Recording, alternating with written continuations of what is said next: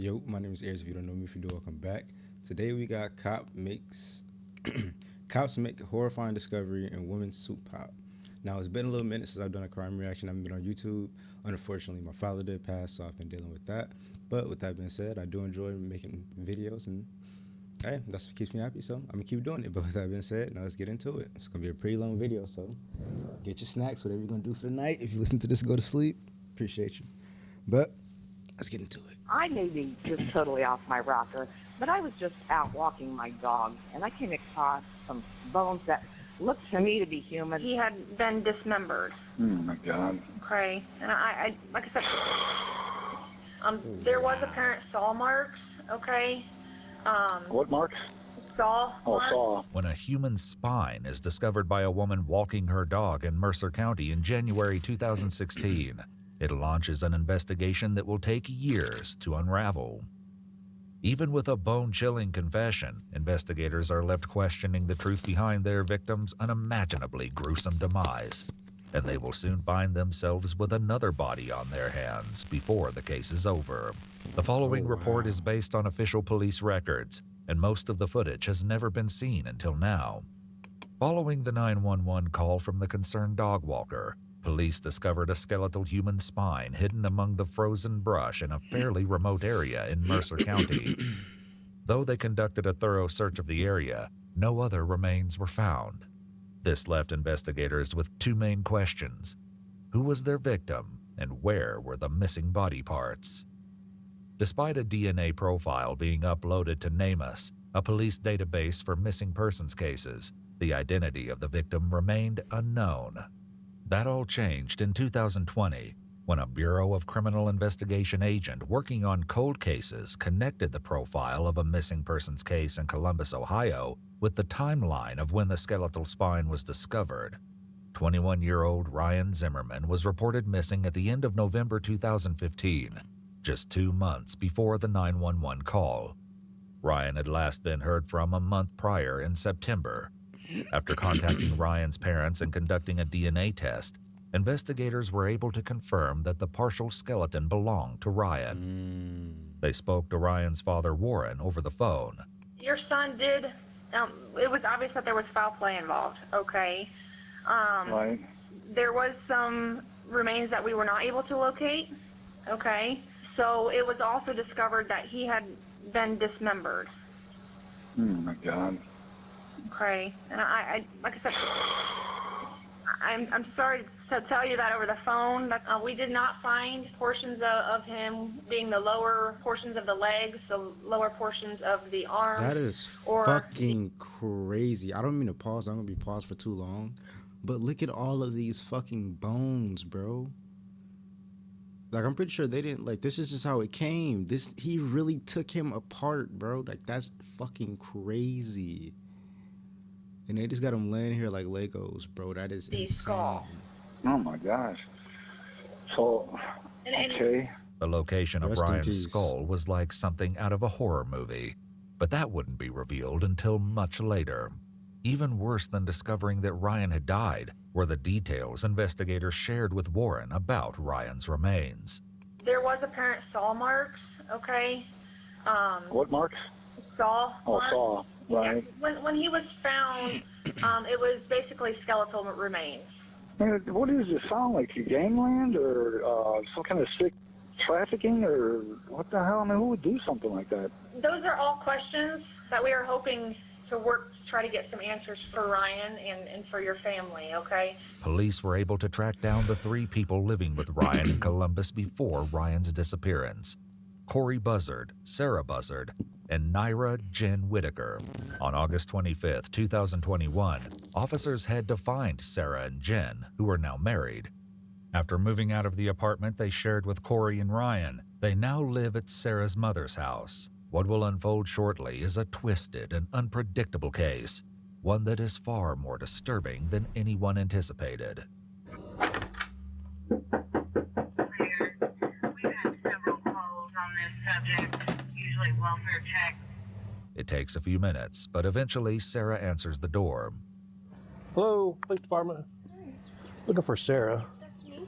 Couldn't step out for me. All right, sorry I had to wake you. No, sorry. God, Well, I think you got a warrant. What? Uh-huh. What? It's out of Ohio, I think. It's a theft warrant, I believe. Okay. All right, so we have to take care of it. 002, I've got her out front. All right, so go ahead and turn around, put your hands behind your back for me. Though he doesn't know it just yet, the officer asks Sarah a question that will foreshadow a devastating series of events. I don't want to sound nervous, but do you have any weapons or anything in the house upstairs that I need to worry about? Just don't. I mean, I don't want them coming out with a gun or anything like that. A theft charge.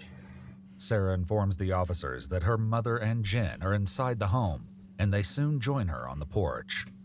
Just a little bit. Okay. So what's going on? Well, we got to take her downtown.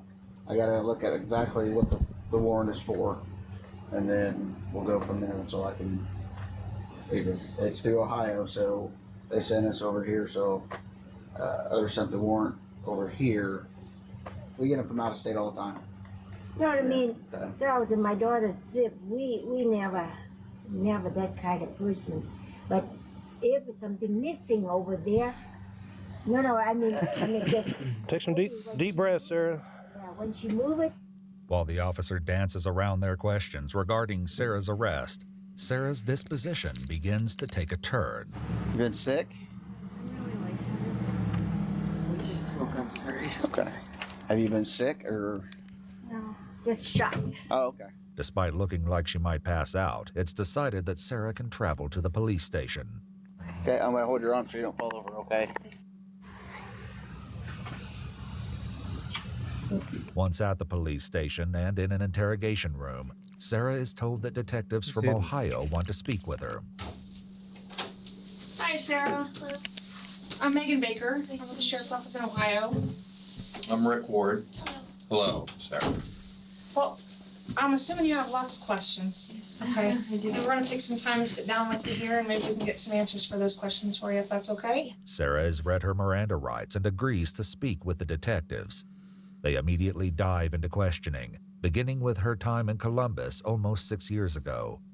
Sarah explains that she lived with her then-husband, Corey Buzzard. While married to Corey, Sarah had also started dating Jen, who was transgender. Eventually, as her relationship with Sarah progressed, Jen moved in with Corey and Sarah. A few months later, they got another roommate, someone named Emma. And that's a little bit about why we're here, is to talk about Emma, also known as Ryan Zimmerman. He went missing. Are you familiar with any of that? No. Okay, so I guess tell me what you know about Ryan. Or Emma, if you know him as Emma. Okay. According to Sarah and Jen, Ryan was newly transitioning, which is why they knew Ryan by the name Emma. However, this claim hasn't been substantiated or verified by any members of Ryan's family. It's a little bit of a touchy subject. My husband at the time had sexual interests.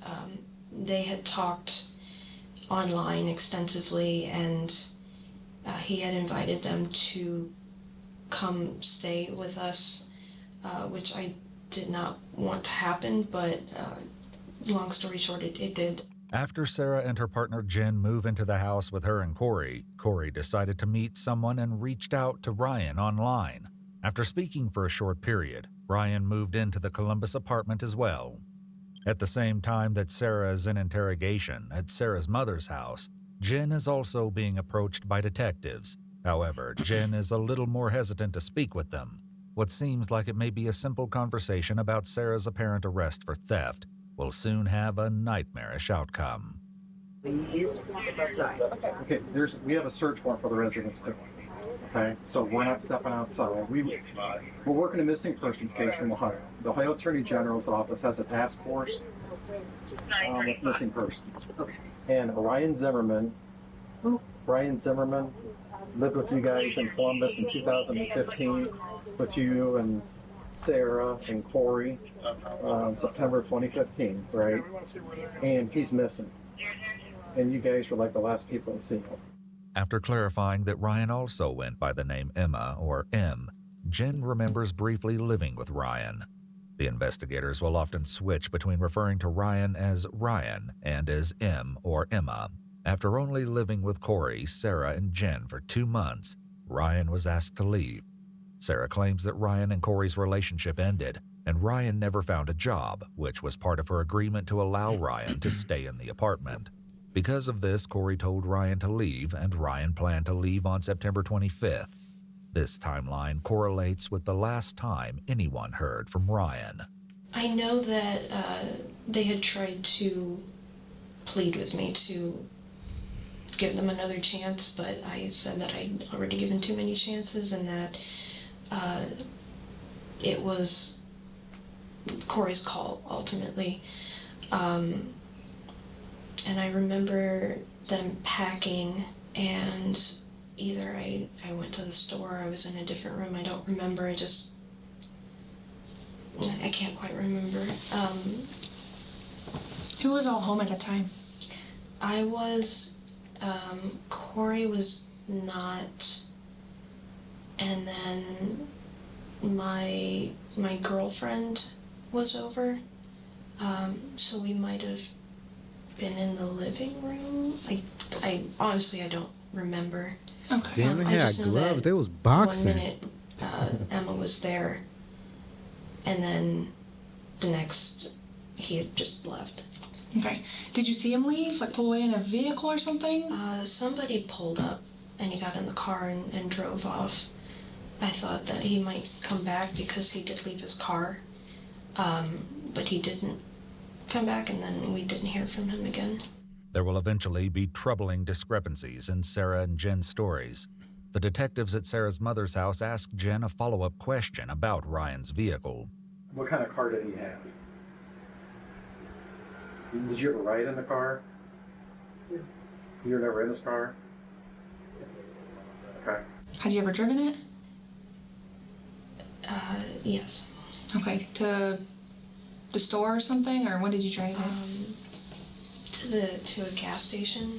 I couldn't get it to start again, so I had to call a tow company to bring it back, but I was embarrassed about it because I didn't really have permission to drive it.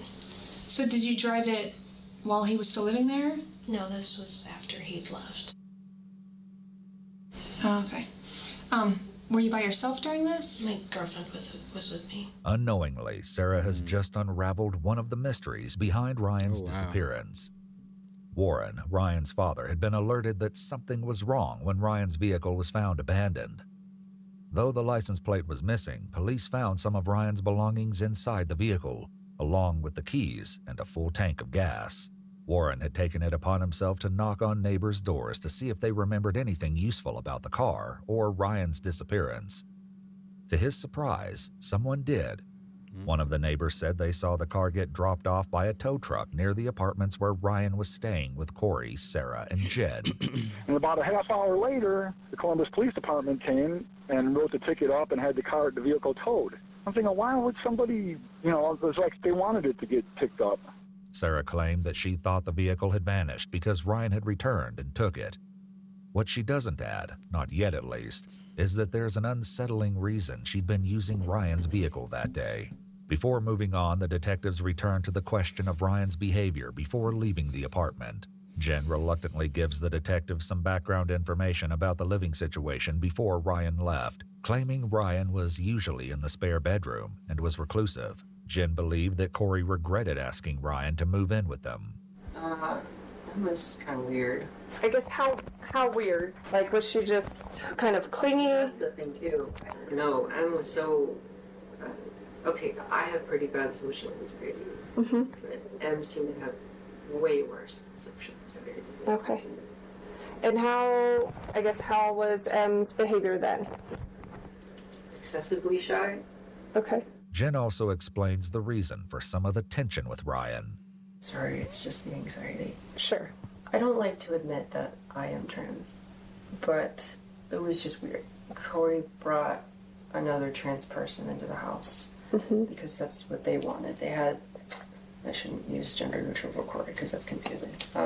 Corey had papers written up about, I forget what he calls it, like the trifecta or perfect relationship, but it involved one man, one woman, and a trans woman. Okay. And I didn't want any part of that. Sure. I'm assuming that's why they brought M in. I think Ryan was just kind of the last straw for me. Tell me more about that. Why was he the last straw? That was probably one of the biggest arguments that we had, to make him that third person. But I obviously didn't agree with that, and the entire time it made me feel like I wasn't good enough. After Ryan apparently moved out of the apartment, Sarah and Corey divorced, and she married Jen soon after. The detectives take a break, and when they return, they will confront Sarah with the awful truth of why they are really there.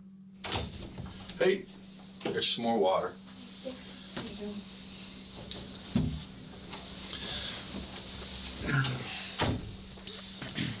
Sarah, I don't know if you know this or not, probably not, but you're talking to Jennifer right now, talking to your mom, and also talking to Corey. And there's major inconsistencies about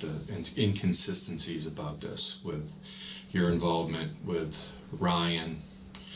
And you know Ryan is now deceased. He is? He's been murdered. So we have Corey is talking to the Columbus police detectives right now. We just get off the phone with them. The detective isn't being entirely honest here. While officers have managed to track down Corey's new residence, Corey is proving less than enthusiastic about the prospect of speaking with officers. You're not in any trouble. I don't have an arrest warrant, nothing like that, Corey. Okay, we just want to talk with you because your name was brought up as a witness in a case I'm working. A homicide. Homicide? A homicide. I don't recall witnessing any homicides. Okay, we're just wanting to talk. That's it. Okay? Mm-hmm. That's it. I haven't lied to you at all, Corey. Okay? It's about Ryan. I don't know who Ryan is. Ryan lived with you for a while. Emma? He also went by Emma. Okay. He was a roommate for a while. Okay. Okay, that's what we're here to talk to you about. Not without counsel. Okay, do you have an attorney on hand? Yes. Okay, do you think they would meet us down there? Can we make an appointment? I'd rather get this done today. I don't really think I have to work on your time. While the officers speaking with Corey have once again hit a dead end, those with Sarah begin to lay out some of the evidence. I mean, this is a bad situation. We really need to know what happened. With the car, we have DNA evidence. We're able to track down your car, the one that you used to own, the time of this incident. We were able to track down the current owner, and we're able to examine it. So we have something happened in that apartment the weekend that you dropped Corey off with that girl in Columbus. The evidence the detective is referring to are reddish stains discovered on the carpet liner of Sarah's vehicle. Though she'd sold it, they found the new owners in July 2021 and conducted tests inside the trunk. Oh, wow. The stains produced presumptive positive results for suspected blood. Earlier, Sarah had claimed that Corey hadn't been home the weekend Ryan moved out because Corey was with another woman. In fact, Sarah had been the one to drive Corey and the woman to a hotel. Investigators spoke with the woman and confirmed that Corey was nowhere near the apartment where Ryan was last seen. While Corey may still prove to be an important witness to the events leading to Ryan's death, Sarah and Jen appear to be the last known people to see Ryan. So please just tell me the truth, what happened. Corey's given a whole nother version of what you just said. Please tell me the truth. I'm not comfortable talking about this. We have a young... Was it an accident? Yeah. I don't know what was an accident. With Ryan. I didn't even know that he was dead. Sarah, come on. Yes, sir. Sarah, please. Someone that I can talk to? Well, you can talk to us. I just want the truth. The other officers also confront Jen with the news of Ryan's death. We're trying to find Emma, and we were somewhat successful in that. Okay. Wait, what? Somewhat? Mm-hmm. What leads? That's we need you to fill in the gaps because whatever happened to Emma happened in the apartment where you guys stayed at, and we've recovered evidence from the apartment. We recovered evidence from Sarah's car. Right. Blood. Wait, whoa, what? Mm-hmm. Blood from the trunk of the car. Blood from the apartment by the bathtub, where in part of Emma's body was discovered it was dismembered. Even though they'd all moved out by early 2016, investigators were able to access the apartment where Sarah, Jen, Corey, and Ryan had once lived. In July 2021, a month before they spoke with Jen and Sarah, authorities visited the apartment and asked the current residents to leave while they conducted tests throughout the building. Under close examination, several areas in the bathroom reacted to a chemical reagent indicating latent blood residue, including the bathroom floor and the cabinet. No way. No way she had anything to do with any of that. She did. No, there's no way. Tell me why. The Google searches, the deep dives that we did, the stuff that she was into at least, right? Painting with blood, like into drinking the blood. And then the searches that she did on her Android phone. I don't know. I don't know about any of the blood stuff. While this comment about painting with blood will be explained eventually, investigators won't have the chance to ask Sarah about it just yet, because she immediately throws a wrench into their plans. Sarah Lloyd, I can talk to. That was my rights, right? Well, that's your decision.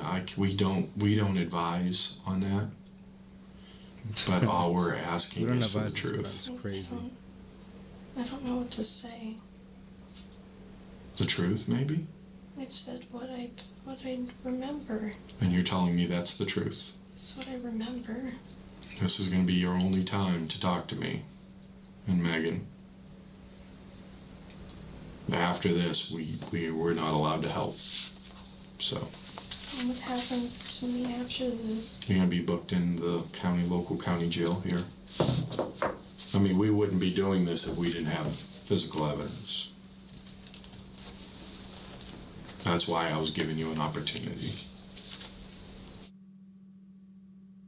Okay. All right, Sarah. Thank you. Once again, the detectives leave Sarah alone. In contrast, those speaking with Jen lay on the pressure. This is a fever dream. I'm sorry? This is a fever dream. I know this feels like a nightmare now, so we need you to fill in the other parts of this thing because this isn't a nightmare. Emma's dead. Emma's dead? Emma's dead. Corey's dead? No. No, Emma's dead. Okay. Did Corey have you guys get rid of his issue? He ain't like Emma coming up. Emma's not what he expected. The selfies didn't show what Corey had wanted. Comes up, Emma's completely shy, reclusive, nothing what Corey expected. Corey went away for the weekend for you and Sarah to get rid of his problem. Corey and Sarah were fighting a lot over it. Let's just get rid of the problem. So what happened? It isn't long before the detectives decide to once again try speaking with Sarah, and this time they will hear a stomach-churning confession. Oh, that's So, right there. Megan here has I something she just wants to have show you. something I need to take a look at, okay? And read over, then we'll get your thoughts on that. This is from your Google account. Okay, these are your searches on your Google account that you said you only had access to. So flip through these pages Yeah, look through them for and us. take a gander at that. After seeing the evidence within her own search history, showing that she looked up how to start Ryan's car after it broke down, Sarah begins to unravel. What's gonna happen to my family? Well, we'll talk to your family, okay? And you'll get to talk to your family, okay? We can work through this. One thing at a time. This is the first step. Okay, look at me. I'm scared. Okay, I understand you're scared. Okay? All I've ever gotten was a speeding ticket. And You're an honest person, okay? I don't think you're a bad person at all. Sarah, I'm trying to put let a us victim, help bruh. you. No point in Go trying ahead to and put a start from victim. the beginning, okay? it was an accident. It's an accident. Accidents happen every day. So what happened? I was angry, Okay, I get angry too. and I knocked him down when he came out of the bathroom. And I choked him.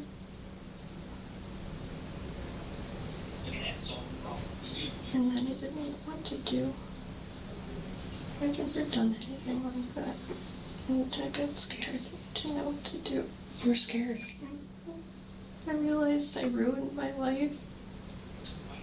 While the detectives speaking with Sarah have finally made some headway, those with Jen are hitting roadblock after roadblock. I'll be honest with you. I think it's been eating you up.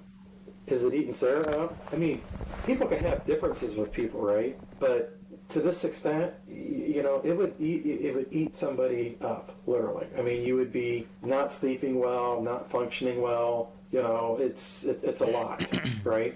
No, that's a lot. Yeah, it is. But no,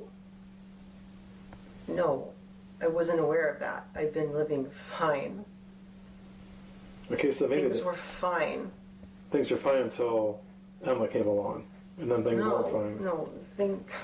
No, if you want to go back to that, no. But even then, no. But things have been fine. There was no murder weighing on us. While Jen continues denying any knowledge, Sarah is telling a very different story. I put him in a chokehold and knocked him down. Did he pass out? Were there words exchanged? He passed out. Okay. There was an hour and 45 minutes into the interrogation. Mm-hmm. And then it was too late. He stopped moving. He started turning white. And I couldn't go near him. Though this is the first time Sarah has shared what happened to Ryan, this is only one version of the story, and with each retelling, the details only grow more and more unsettling. Sarah claims that Jen heard the commotion from downstairs and came up to see what had happened. I had to figure out how to get rid of it. Mm-hmm. So what happened? And I cut it up. We being you and Jen? Was this when Corey was away at the hotel? Okay. So where did you cut him up at? Bathtub? What did you use? Some kind of salt. Where did that come from? I found it in the shed. So you each have your own shed there? Mm-hmm. Okay. Who did the cutting? Mostly me. Jen, on the other hand, refuses to make any concessions. I just don't remember. Yeah, you do. No, I don't. Here's the thing. You're going to remember these things. Yeah, I would probably remember if there was murder and a saw. And where did you cut him at? And again, this is all stuff I already know. Okay, I just need to hear it straight from you. The joints. The joints? Can you point to what you mean by joints? The elbows. The wrists, ankles, Mm-hmm. knees. And then up here? Mm-hmm. And the neck. Okay. Does Jen help cut him up? Not really. She wasn't feeling well. She got kind of sick. Okay. So I took over most of it. But did she help a little bit at the beginning? Okay. We were both really scared. One of the officers in Jen's interview steps out of the room to take a call, and when they return, they have news that will flip Jen's denials upside down. Got an update. Okay. Sarah just admitted to everything, and you helped dismember the body. She admitted to all of it. Okay. So fill us in with what's going on, right? With the car, you're going to remember everything. So at this point, Sarah, spill in the beans on the whole kit and caboodle.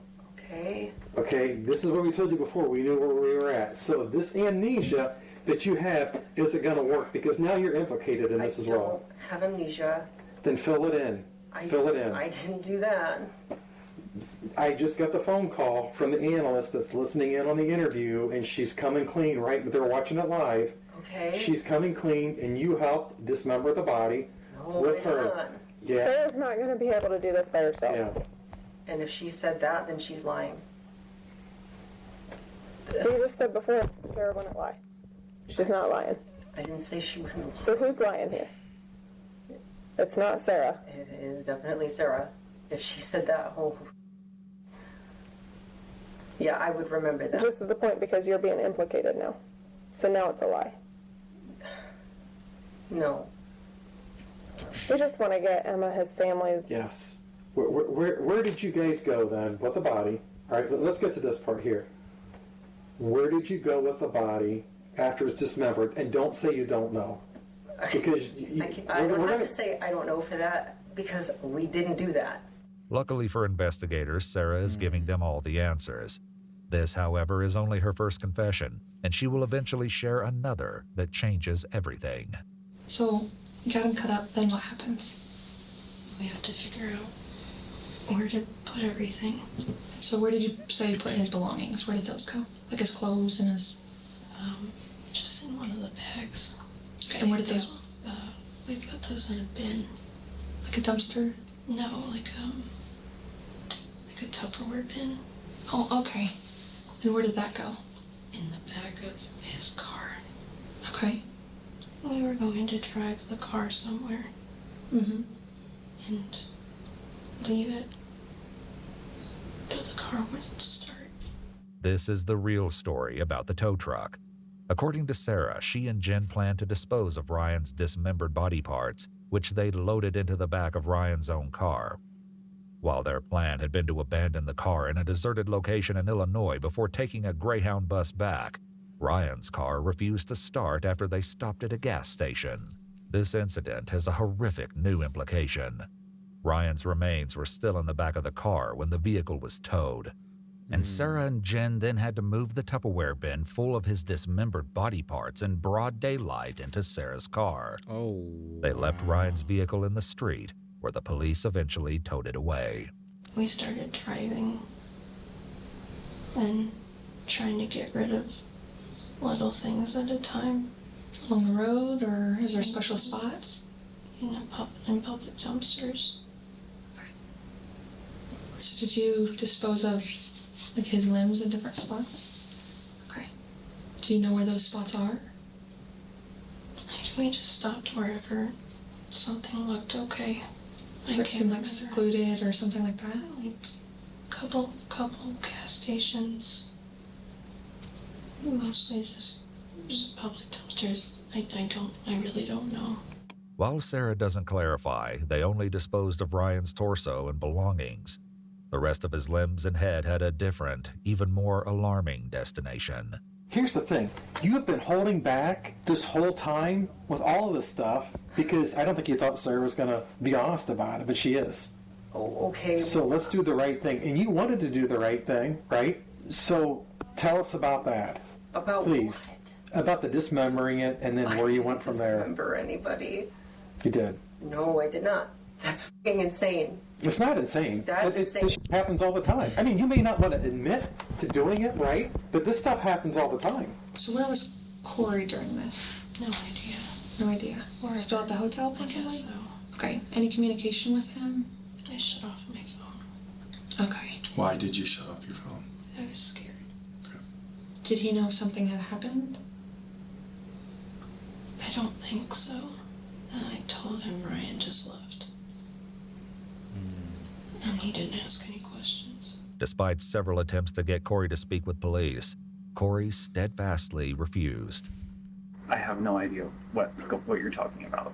Okay, so you don't know Ryan? I don't. You don't know Ryan? He didn't live with you at all? I'm not going to talk to you without an attorney present. We're talking with Sarah and Jen. Okay. Everybody involved that weekend, we're talking to right now, except you right now, because right now you kind of look like the bad guy. You don't want to talk to us. Everybody else wants to talk to us. That doesn't look good for you. Yeah, they told me that you would say that, but Who would say that? My attorney. Okay. Corey refuses to speak any further and ultimately never comes in to discuss Ryan's case with officers. Without Corey's help, detectives will have to put more pressure on the people who are talking to them. Sarah and Jen. One thing still isn't clear: a motive.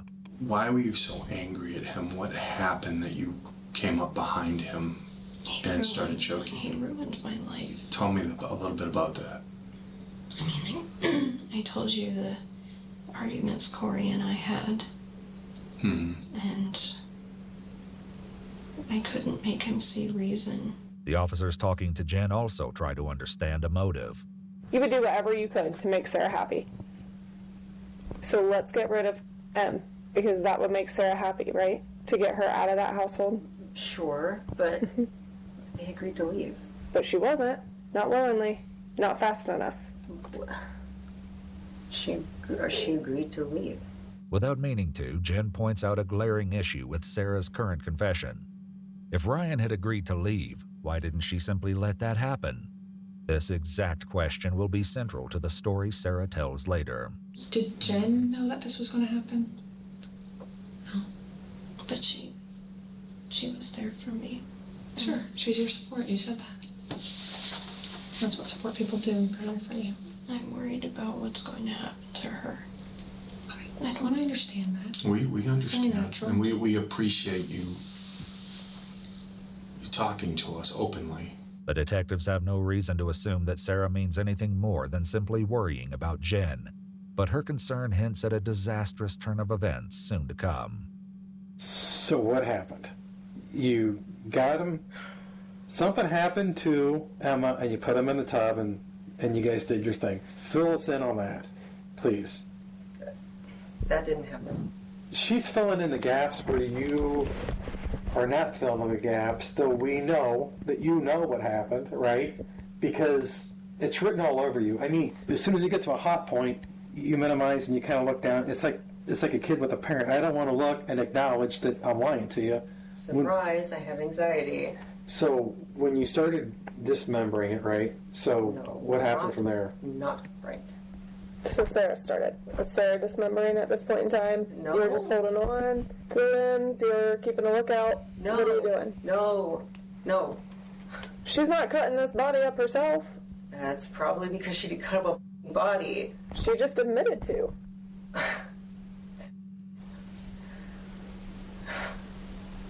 No, she didn't.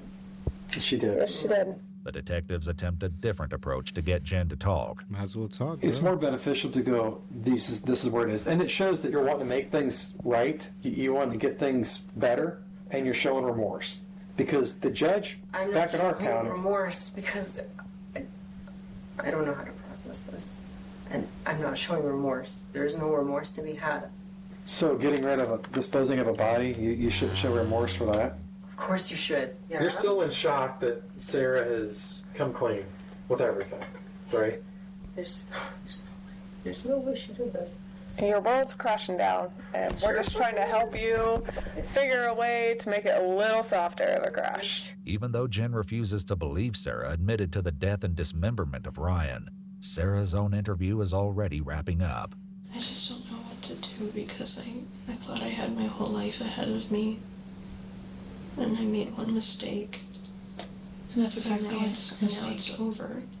Don't cut yourself short. I just turned 30 and I feel like that's One step at a time. Okay? 1 foot in front of the other at a time here. Continuing to show an unsettling lack of concern for Ryan, Sarah then makes an inquiry. Is there any kind of bail, or am I going to have to stay there the whole time? There's not bail right now, but that's not to say that there won't be bail in the future. Okay? Just not right at the present time.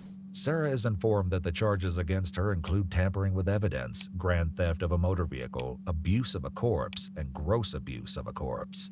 Okay, I appreciate you being honest with us. Because that's the kind of person you are. Thank you, Sarah. I hope it doesn't. We'll give you a few moments, okay? One of the officers who had been interviewing Sarah heads over to Sarah's mom's house in order to take a crack at Jen and see if he can break through the unrelenting denials. This is where everything goes horribly wrong. Where are they? Though the video footage is redacted, Jen is introduced to the detective who spoke with Sarah and is then read the Miranda rights. Am I being arrested?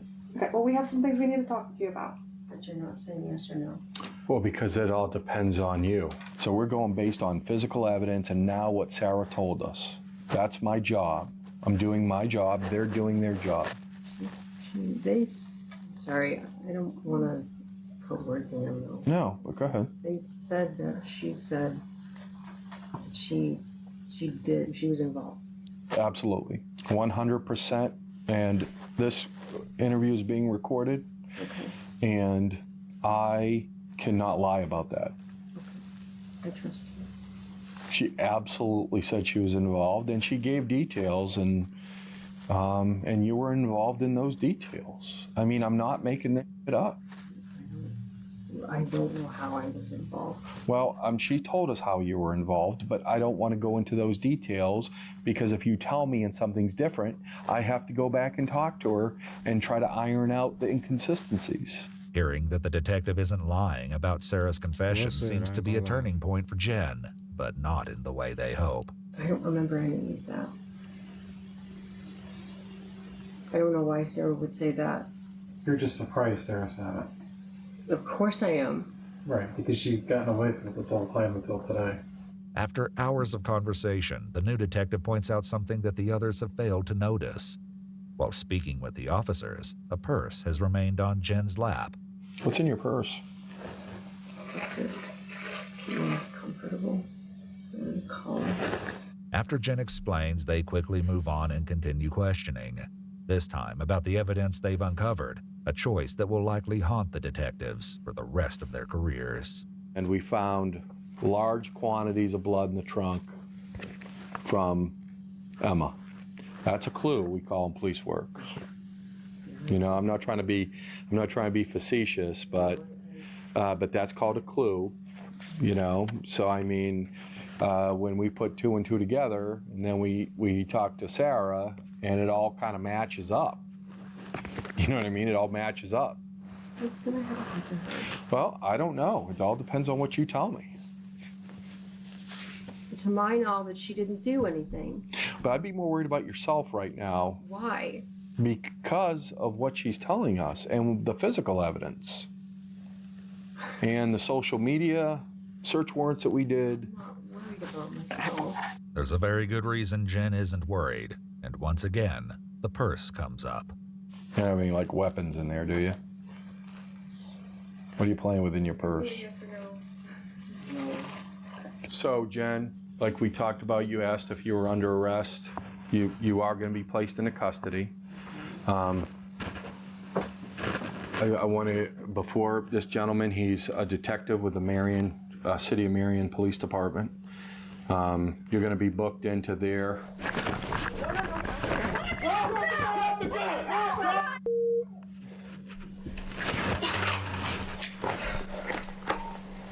Central 055. 055. I need an ambulance, shots fired. How long has your hand been in that? 055. 055, 9512. Need you to respond to the scene. Do we have a victim? Affirmative. None of ours, right? We didn't return anything? Negative. No officer involved. Just as officers began their arrest, Jen pulled a small handgun out of the purse and fired. Jen was pronounced dead at the scene from a single bullet wound to the back of the head. While this is happening back at the police station, Sarah is led away in handcuffs. Unbeknownst to her, Jen has just died. You stand up, turn around, and put your handcuffs, okay? Am I able to use the restroom again before? Well, when we get over to the jail, I'll let you use the restroom over there, okay? Months after her arrest and Jen's death, Sarah is brought in to share an entirely new version of Ryan's death. Good morning. How are you doing, Sarah? Feel free to have a seat. People here. We didn't want to be rude drinking our coffee in front of you, so we got you one. Feel free to have it if you like. If you don't like coffee, then I haven't had coffee for so long. It's a specialty. It's a Cinnabon, so it's on something good. After a few more pleasantries, the investigators clarify with Sarah that her lawyers agreed she can speak with them, and they read her Miranda rights. They immediately begin by discussing Sarah's new confession. In this discussion, she refers to Jen by the name Naira. On the morning of the 26th, Naira started voicing some plan about killing him, and I did not take her seriously because she would make comments like that sometimes. I still didn't take her seriously, but I was starting to get worried because of how intricate it was getting. And then when she started gathering tools like trash bags, bleach, the handsaw from the shed, I realized she was serious. So I tried to talk her out of it, calmly at first, and then I started getting a little hysterical. And she told me that if I didn't help, that she was going to do it anyway. And usually at this point, the attorneys ask me, well, why did you do it? Why didn't you call the police? Why didn't you kick her out? And it was because I loved her. I was so scared and horrified, but there wasn't, like, I didn't stop. I didn't stop her. I didn't. What was the problem then? Yeah.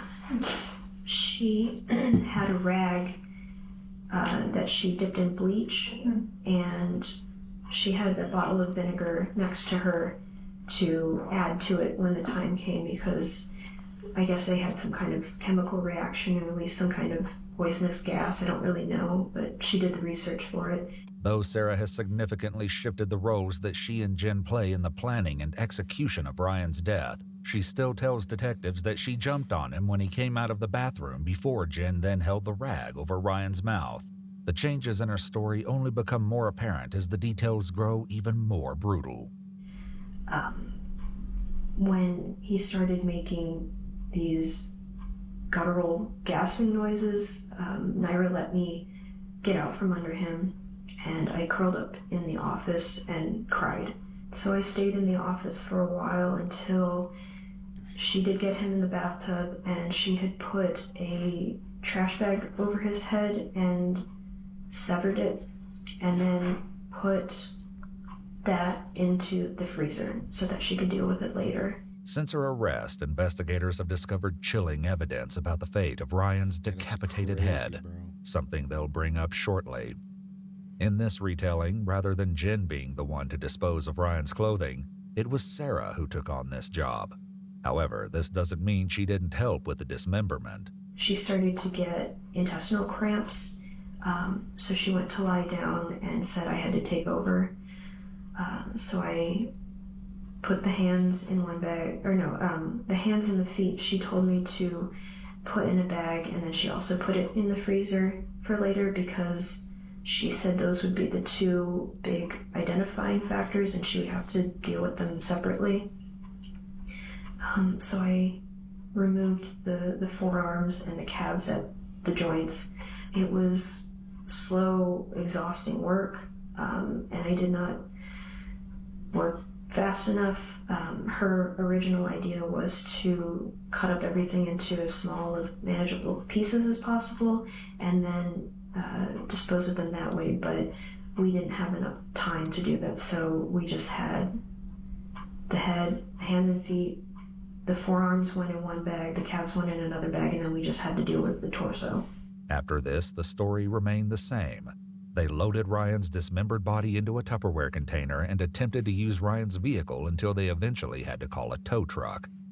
The difference this time, apparently Jen was the one telling Sarah where to go as they drove towards Illinois, stopping randomly to dispose of Ryan's remains, including the area where Ryan's torso was eventually discovered in Mercer County, 2 hours from Columbus.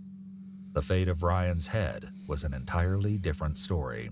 Investigators eventually searched the garage at Sarah's mom's house, where they found several boxes filled with what appeared to be human remains. This included a pot filled with a thick substance hidden within layers of plastic garbage bags. After the pot was emptied, investigators recovered a human skull. In this version of her story, Sarah claims it was Jen who disposed of the remaining limbs. Also because she didn't know the best way to dispose of it yet. So we had to she put it in the soup bin, put that in a bag, or several bags, put the pieces of the hands and feet also in the bag, and then kept bagging it up, and we put it in the shed for the time being. And every time we moved, it would have to come with us. So that was a weight that I had to drag with me everywhere I went. For a long time, we would check the news constantly. That's when we found out that the torso was discovered. But as time went on and we didn't see any new news, we started planning for a future instead. and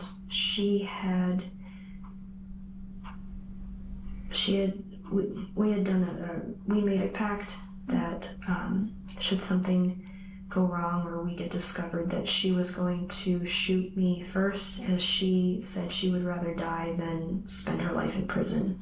The arrest came, and when I said goodbye to her, I could see it in her face that she knew. This confession sheds an entirely new light on the footage of Jen and Sarah saying goodbye when she was arrested. You want to tell your wife bye or anything?